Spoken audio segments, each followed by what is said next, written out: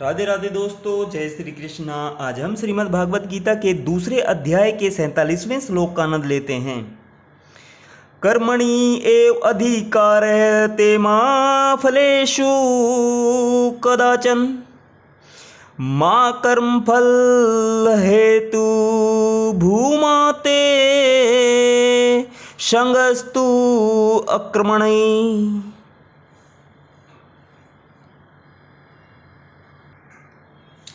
अर्थात तुम्हें अपना कर्म करने का अधिकार है, किंतु कर्म के फलों के तुम अधिकारी नहीं हो।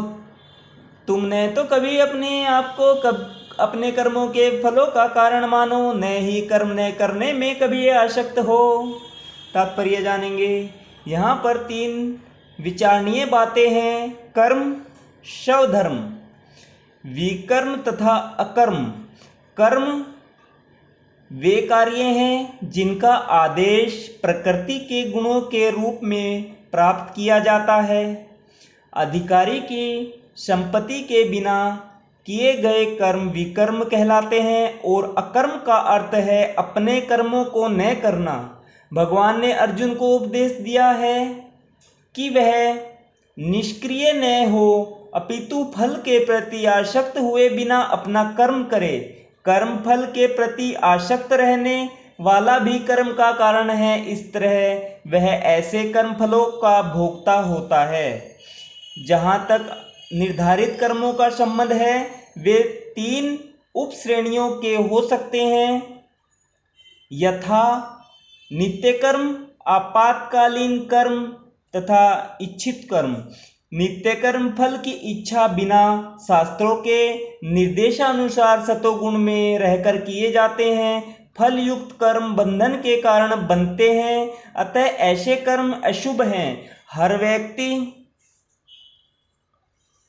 अपने कर्म पर अधिकार है, किंतु उसे फल से अनासक्त होकर कर्म करना चाहिए। ऐसे निष्काम कर्म निसंदेह मुक्ति पथ की ओर ले जाने वाले हैं। अतएव भगवान ने अर्जुन को फलासक्ति रहित होकर कर्म के रूप में युद्ध करने की आज्ञा दी। उसका युद्ध विमुख होना आसक्ति का दूसरा पहलू है। ऐसी आसक्ति से कभी मुक्ति पथ की प्राप्ति नहीं हो पाती। आसक्ति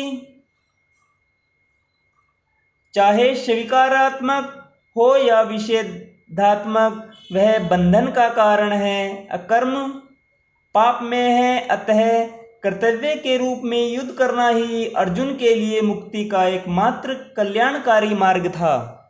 राधे राधे दोस्तों, जय श्री कृष्णा। आज हमने श्रीमद् भागवत गीता के दूसरे अध्याय के 47वें श्लोक का आनंद लिया है। कल हम 48वें श्लोक का आनंद लेंगे। राधे राधे, जय श्री कृष्णा।